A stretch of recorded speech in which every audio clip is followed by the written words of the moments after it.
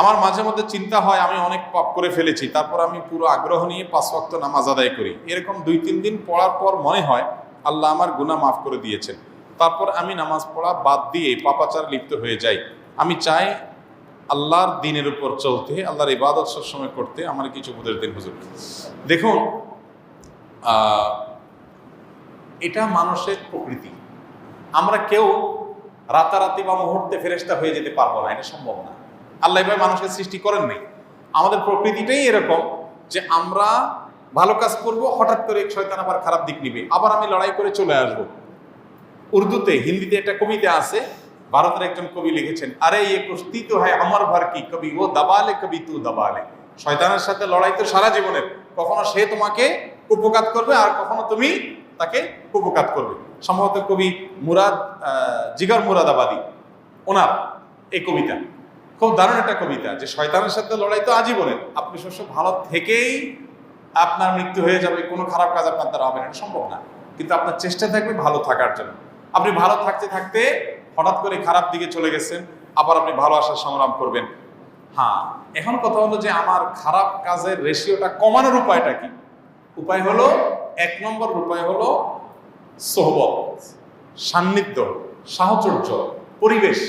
আপনি যখন বেনামাজিদের পরিবেশ বাদ দিয়ে এমন একটা রুমে থাকবেন, এমন একটা পরিবেশে থাকবেন, এমন মানুষদের সাথে উঠা বসা হবে যারা 5 ওয়াক্ত নামাজের ব্যাপারে সিরিয়াস, তাহলে আপনার মধ্যে নামাজ আসবে ইনশাআল্লাহ। আপনি যদি কোনো হারাম করতে পরিবেশ ছেড়ে হারাম থেকে 1000 মাইল দূরে থাকার চেষ্টা করে, সংগ্রাম করে, এই মানুষগুলোর সাথে বন্ধুতা করেন, উঠা বসা করেন, দেখবেন আপনার মধ্যে সেই টেন্ডেন্সিটা আস্তে আস্তে আসবে ইনশাআল্লাহ বিদিনিল্লাহ। আল্লাহ বলেছেন, ইয়া আইয়ুহাল্লাযীনা আমানু তাকুল্লাহ ওয়া কুনু, হে ইমানদারগণ তোমরা তাকওয়া অবলম্বন করো। আর উপায় কি? সাদিকিনদের সাথে থাকো, অর্থাৎ ভালো পরিবেশে থাকো, এটা করে চেষ্টা করবেন। আর পাশাপাশি আল্লাহর কাছে দোয়া করবেন, আল্লাহ যেন ভালো কাজের সাথে আমাদেরকে থাকার তৌফিক দান। একটা বাচ্চা জন্মের 7 দিন পূর্ণ হবে শনিবার। এখন শনিবার ছাগল জবাই করে মাংস ফ্রিজে রেখে দিয়ে যদি পরবর্তী শুক্রবার খাওয়া দাওয়ার আয়োজন করা হয়, তবে আকিকা হবে কিনা?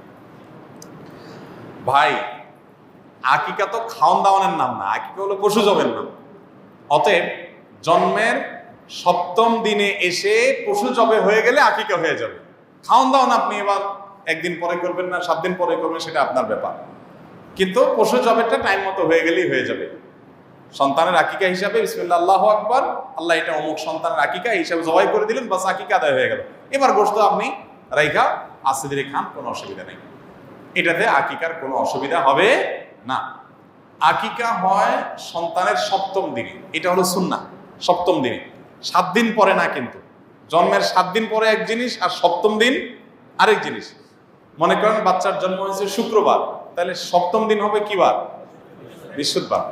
যে বারে জন্ম হবে তার আগের বারটা হবে 7ম দিন। আর 7 দিন পর হলে তার মানে হবে 7 দিন ক্রস হবে, এরপরে শুক্রবার, পরবর্তী শুক্রবার হবে 7 দিন পর।